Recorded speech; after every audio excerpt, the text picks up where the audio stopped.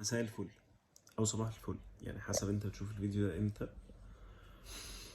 انا بقالي فتره موقف الكونتنت بتاعي كله، اي حاجه ليها علاقه بالبودي ايمج، اي حاجه ليها علاقه بالبودكاست، اي حاجه ليها علاقه بالهيلث اند ويلنس عموما، بسبب طبعا الاحداث اللي بتحصل في غزه.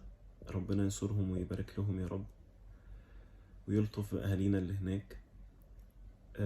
بس انا حبيت اتكلم النهارده على مفهوم عام ينطبق بشده على الاحداث اللي بتحصل في غزه وعلاقتنا بيها، وينطبق برضو على لو حد عنده مشكلة في علاقته بجسمه أو علاقته بشكله أو تقبله لجسمه أو لشكله عموما. العنوان ممكن يختصر في انت امتى كإنسان بتكون مشلول، مش بس مشلول فكريا، لا مشلول فكريا وعاطفيا ومشاعريا، وممكن حتى تحس كأن انت مشلول جسديا. انت بتبقى مشلول لما بيحصل 3 حاجات، او لما مخك بيركز في 3 حاجات.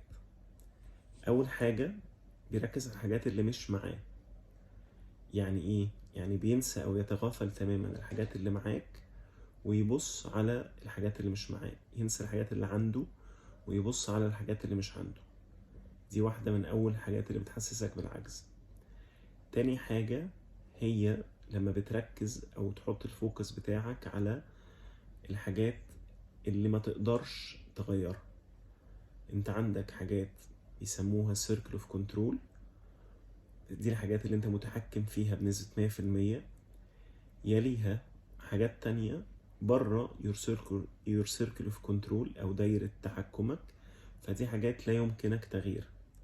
تتقسم لجزئين: جزء اسمه circle of influence، يعني حاجات تقدر تأثر فيها، و circle of acceptance أو grief، حاجات لا تستطيع انك ولا تغيرها ولا تأثر فيها. كل اللي تقدر تعمله تجاهها هو تقبلها أو الحزن الشديد على حدوثها. الحاجة التالتة هي لما بتركز في الماضي أو المستقبل، تنفصل عن الحاضر. You're not present in your body, you're not present in your mind. مخك شطح يا في الماضي يا في المستقبل. 3 حاجات دول مع بعض، كل واحدة فيهم أصلا لوحدها بتحسسك بالعجز. لما بيحصل ال3 مع بعض، ده كفيل إن هو يحسسك بعجز شديد يصل لدرجة الشلل. طيب ايه علاقة ده بالأحداث؟ انت دلوقتي ممكن تبقى بتتفرج على الفيديو ده وانت حاسس بالعجز، ممكن تبقى بتتفرج على الفيديو ده وانت حاسس بحالة الشلل الفكري والشعوري اللي احنا بنتكلم عليها دي. وعلشان كده نصيحتي ليك ونصيحتي لنفسي قبل ما انصح حد هي انك تركز في ال3 عوامل دول وتحاول تعكسهم. ركز في انك ما تبصش على اللي مش معاك، بص على اللي معاك. ما تبصش على اللي ما تقدرش تغيره، بص على اللي تقدر تغيره. وما تبصش على الماضي ولا المستقبل، بص على الحاضر. لو انت النهاردة حتى لو أهون وأبسط التغييرات اللي تقدر تعملها في حياتك هي دي اللي جوه your circle of control، هو ده وسعك اللي ربنا سبحانه وتعالى قال لا يكلف الله نفسا إلا وسعها. يعني ربنا مش هيحاسبك على قرارات مسؤولين أو قرارات ناس في مناصب أو كده، هيحاسبك أنت على وسعك أنت. فبص على أنا إيه اللي في وسعي، إيه اللي معايا دلوقتي أقدر أكون بيه ليا أثر، إيه اللي معايا بيه أقدر أكون إيجابي. بص على الحاجات اللي تقدر تغيرها. شوف أبسط حاجة خالص. لو أنت النهاردة مقاطع لبعض الوضائع اللي بتدعم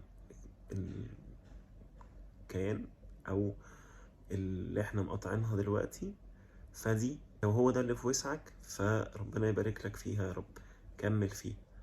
لو تقدر تشجع غيرك ان هو يعمل كده فتبقى اتحكمت في نفسك، فيور سيركل اوف كنترول تمام. اتحكمت او قمت بدورك في الانفلونس، حاولت تشارك حاجة، فانت كده عملت اللي عليك وزيادة. فانت ركزت في اللي معاك. انا معايا فلوس، هحاول ان الفلوس دي استخدمها علشان ادعم الحاجة الحاجة اللي أنا بؤمن بيها أو ببليف فيها. بصيت على ماي سيركل اوف كنترول فشفت أنا أقدر أغير إيه وغيرته بالفعل. لغيت اشتراك في ابلكيشنز معينة، قطعت بضايع معينة، اتبرعت تبرع عيني أو تبرع مادي. لو حد يقدر يعمل أكتر من كده وبيعمله ربنا يكرمه يا رب. لو حد مش قادر غير إن هو يبقى بيشير فيديوهات أو بيشير كونتنت مفيد هيدعم القضية، هيساهم إن الناس أكتر تعرف الحقيقة، بدل ما يبقى الرواية اللي موجودة الوحيدة هي الرواية الغربية اللي مش حقيقية أو مش سليمة. فبيعمل ده، فربنا يجازيه يا رب كل خير. وشايفين النماذج حوالينا ناس تشرف.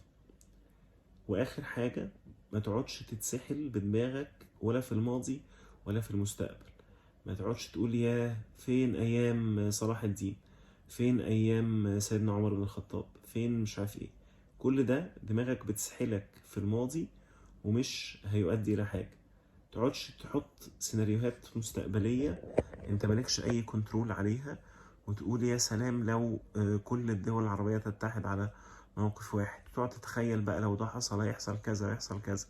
كل دي حاجات بتفصلك عن الواقع، تخليك unpresent، وده بيحسسك بالعجز. حتى لو انت الافكار دي جميلة، فطبيعي ان مخنا قادر يخلق عالم خيالي جميل يحب يعيش فيه بعيدا عن صعوبة او شدة الواقع اللي هو عايشه.